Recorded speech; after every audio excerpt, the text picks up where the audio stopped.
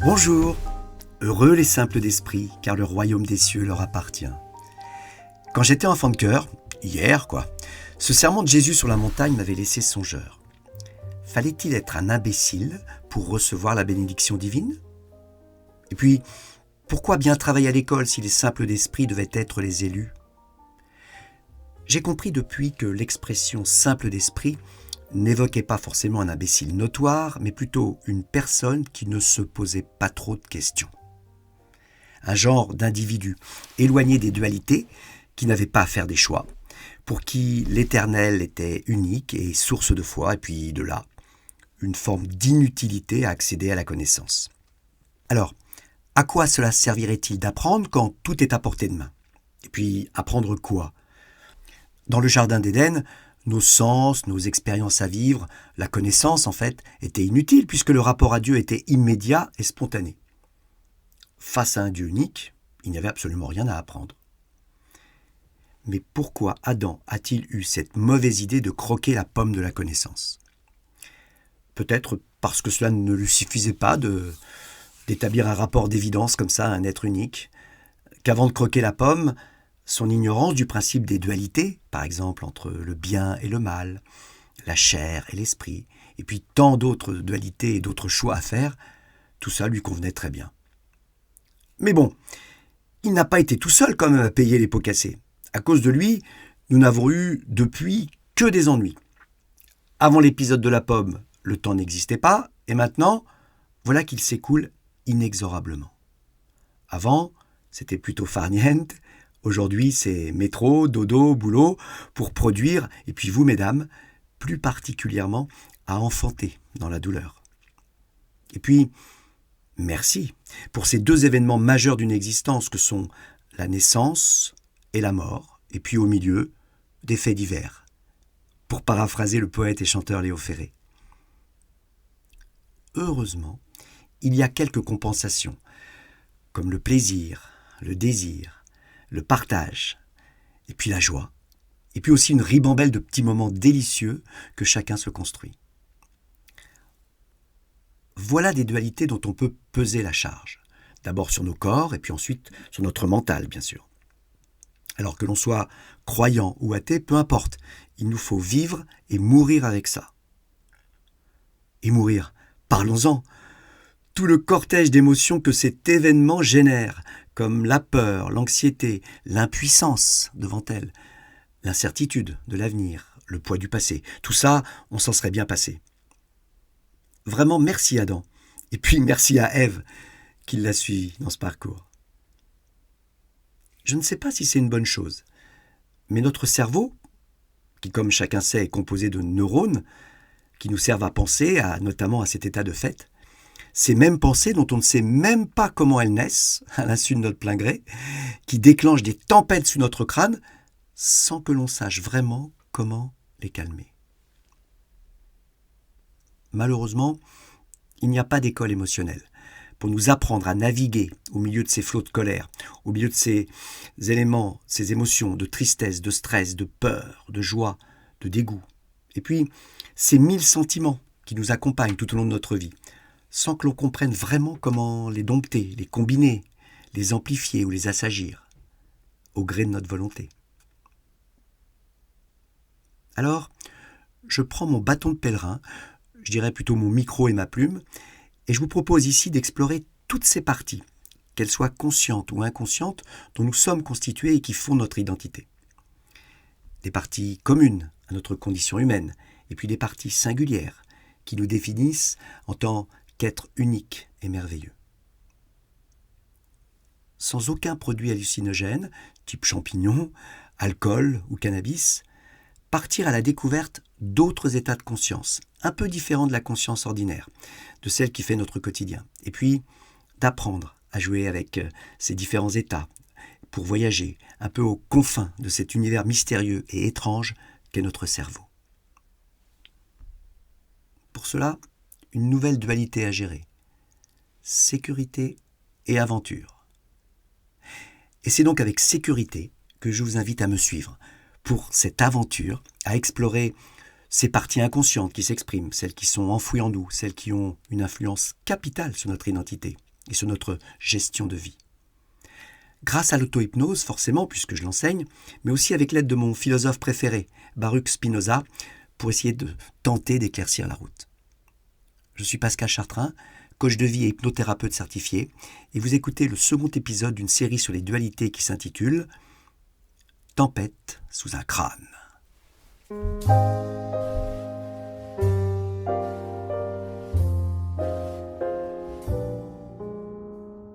Le premier épisode sur les dualités s'intitulait « Qu'est-ce qui t'en empêche ?»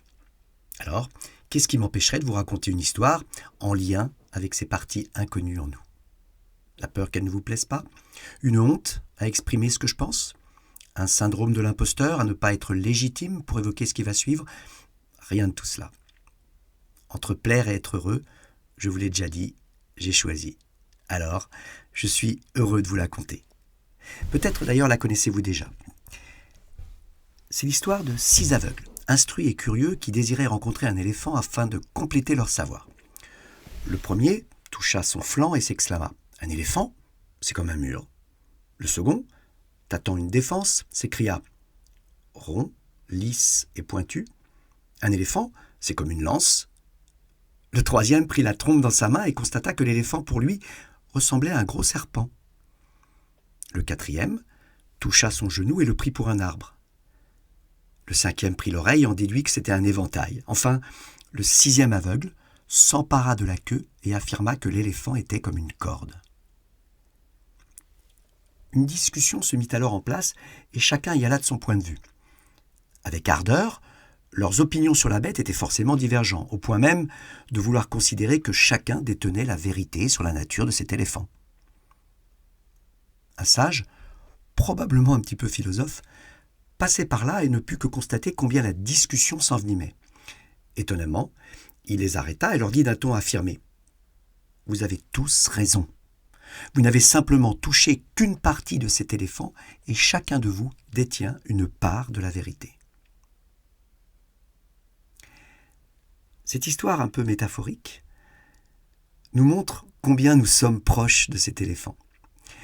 Constitué de parties matérielles que l'on peut observer, cette chair qui nous enveloppe, des bras, des jambes, un corps, nous n'avons pas de trompe, enfin. Et puis de parties immatérielles que nous ne voyons pas, un peu comme nos pensées, ce qu'on imagine, nos parties créatrices et intuitives qui s'expriment hors de notre contrôle et qui, pourtant, déterminent tout ce que l'on peut faire dans une journée et nuit, selon. C'est la mise en commun de toutes ces parties, matérielles et immatérielles, et puis la façon de les percevoir qui constitue notre identité. Et se connecter à cette identité demande un certain apprentissage. Sait-on vraiment qui on est vraiment ? Et d'ailleurs, pourquoi le savoir ? Tout simplement pour sortir de la condition d'être ballotté par des forces qui nous dépassent. Certaines sensations désagréables comme l'impuissance, le désespoir, la dépression, la peur, le chagrin, tout cela apparaît un peu hors de notre contrôle. Avouez que si nous pouvions choisir notre embarcation pour affronter toutes ces tempêtes, ce serait peut-être un petit peu plus confortable. Entre une coquille de noix et un yacht, l'affrontement des éléments, l'affrontement de cette tempête ne serait pas le même. Et d'ailleurs, ce n'est pas toujours un affrontement dont il s'agit. Quand on connaît un petit peu le mode d'emploi, tout semble beaucoup plus simple. La cohabitation est possible entre tous ces sentiments contradictoires. Qui a dit qu'on ne pouvait pas maigrir sans continuer à aimer des mets délicieux ? D'autres dualités sont beaucoup plus complexes et puis échappent à notre contrôle. Quand les neurones s'agitent dans notre crâne, quand l'habitude d'une certaine façon de penser s'installe, par exemple, difficile d'y faire face. Alors comprendre l'origine de cette agitation, s'y connecter, la regarder droit dans les yeux et puis déjà, on sent un début d'apaisement. C'est le passage progressif de la tempête à un retour au calme qui est l'enjeu de cet audio. Mais ce mouvement ne peut pas se faire sans effort. Alors pas un effort douloureux, en mode souffrance physique ou mentale, non, plutôt un effort d'attention, d'écoute, de compréhension, auquel viendra s'ajouter le désir de vivre des expériences de connexion physique et mentale un peu particulières pour justement se connecter à ces parties inconscientes. Le voyage peut s'inscrire dans la durée, peut-être, mais ça vaut quand même le coup. Je vous propose de commencer par la compréhension. Retrouvons mon mentor préféré, Baruch Spinoza. Par un terme latin étrange, il nous délivre sa version des forces en présence qui déclenchent nos tempêtes, et puis le déchaînement de certaines parties qui nous composent. Il a appelé cela le conatus, du latin conari, qui signifie littéralement entreprendre. Comme quoi je ne dis pas que des conneries, et par extension, conari, conatus, est associé à un sentiment d'effort. Le conatus, c'est l'effort, c'est la dynamique, c'est l'impulsion à vivre, un désir très profond de rester vivant. Mais comme précisé avant, un effort dénué de souffrance, un peu comme un mouvement naturel de développement. De quoi s'agit-il et quel rapport avec ces parties en nous qui s'expriment ? D'après Spinoza, nous sommes le jeu de l'affrontement entre deux forces qui s'opposent. La première, la force de conservation de notre être.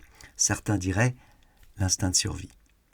De l'autre, la force du temps qui passe, qui détruit à plus ou moins brève échéance tout ce qu'elle côtoie. On voit la dualité essentielle, celle à l'origine de toutes nos tempêtes. Ces deux forces, chacune au bout de la même corde, et qui tirent de toutes leurs forces, chacune de leur côté. Malheureusement, on sait au final qui va l'emporter. Alors, même si le combat est inégal, notre persévérance à vivre se construit jour après jour à force d'impulsion, d'effort, d'habitude aussi à créer les conditions de notre épanouissement. Les obstacles sont là, mais nous aiguisons nos armes pour affronter cette peur de la finitude et bien d'autres peurs encore, comme celle de ne pas croire que l'on est à la hauteur de cet enjeu. Et puis être à la hauteur, n'est-ce pas justement croire que l'on n'est pas obligé d'être un sage pour accepter ces forces qui nous manipulent, que l'on peut construire une existence naturelle, particulière, en exerçant un contrôle sur elle, et qu'une reconstruction est possible, quelles que soient les circonstances qui nous abîment. Juste apprendre. Chacun et chacune a accès à cette persévérance harmonieuse. La définition exacte de Spinoza, peut-être pour moi la phrase la plus importante de la philosophie, c'est « Chaque chose, autant qu'il est en elle, s'efforce de persévérer dans son être. Chaque chose, autant qu'il est en elle, s'efforce de persévérer dans son être. » L'effort par lequel toute chose, qu'elle soit animée ou inanimée, tend à persévérer dans son être, c'est l'essence actuelle de cette chose. En gros, en résumé, chaque chose a dans sa nature une dynamique qui la pousse à vivre, à grandir, à persévérer, à croître et à vivre malgré tout. Alors c'est vrai que pour les êtres animés, on peut facilement le comprendre. Pour les choses inertes, c'est un petit peu plus compliqué. Peut-être que ce sera l'objet d'ailleurs d'un futur audio. Mais c'est parce que nous avons conscience de ces deux forces, bien sûr de l'inégalité du combat. C'est grâce à cela que nous avons une responsabilité à alimenter cette force initiale de vivre. Et puis, pour l'alimenter, pour la nourrir, et ne jamais s'en éloigner, Spinoza nous propose la joie comme carburant principal. J'y ajouterai aussi toutes ces petites copines, comme l'amour, le partage, la liberté, l'indépendance, la passion, l'enthousiasme, l'ardeur, et puis, au bout, le bonheur. Maintenant que le concept est en place, du moins son introduction, car on ne résume pas son œuvre majeure, l'éthique, en 5 minutes, j'entends vos pensées d'ici. Plus facile à dire qu'à faire, ton conatus. Mais c'est déjà une ouverture pour ouvrir la proposition qui va suivre. La découverte de ces parties qui se meuvent en nous, allez leur rendre visite en modifiant un peu notre conscience, et ça, c'est l'auto-hypnose. Je vous propose, en annexe de cet épisode, sur une autre vidéo à paraître très prochainement, une expérience d'auto-hypnose pour aller à la rencontre de l'une de ces parties. Une partie que vous allez choisir et avec qui vous souhaitez rentrer en contact. Alors, pas d'inquiétude, ce n'est pas du spiritisme, vous n'allez pas rencontrer des entités qui viendraient prendre possession de votre crâne ou carrément de votre corps tout entier. Non, pas du tout. Il s'agit simplement de créer les conditions d'un état favorable à l'écoute de ces parties, à l'observation de ces parties qui sont présentes en vous. Un peu comme quand on décide d'aller faire un footing, tandis qu'une autre insiste pour rester au chaud sous la couette à regarder une série. Là, il y a comme une dualité, une confrontation, ou pourquoi pas une cohabitation qui peut se mettre en place. Deux parties en conflit, une négociation à opérer. Qui remportera la décision? Et surtout, qu'est-ce qui est le plus important pour vous? Des dualités sur lesquelles on peut se connecter pour négocier ce qui est le mieux pour nous, il y en a de nombreuses, mais avec des enjeux plus ou moins essentiels pour l'identité, pour la sécurité, la façon de se comporter en confiance avec les autres, et puis s'estimer soi-même chaque jour davantage.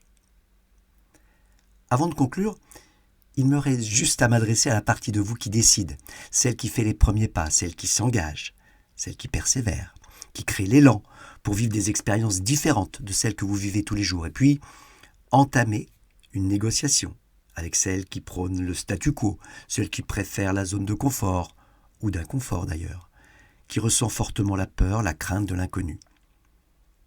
On ne change rien et on vit avec ce que l'on a. Quand tout va bien, on ne change rien et on apprend à en profiter. Mais quand ça va moyen, on peut envisager d'améliorer une ou deux choses pour faire mieux. Et alors, quand ça ne va pas du tout, là, le changement est important, presque vital. Reste à comprendre quoi changer, comment le faire et savoir prendre le bon cap de l'amélioration. Alors, quelle que soit votre demande, si vous voulez en savoir plus sur les conditions de cette amélioration, sur tous les changements propices à une façon de vivre une vie rêvée, pour être accompagné vers cette destination souhaitée, pour le partage, et puis pour le réel plaisir que cela procure, l'invitation est lancée. Alors en quoi elle consiste cette invitation? Vous le saurez lors du prochain épisode, l'épisode 3, qui lèvera le voile sur toutes mes propositions, pour que plus aucune tempête ne se déclenche sous votre crâne. Bonne journée ou nuit, selon.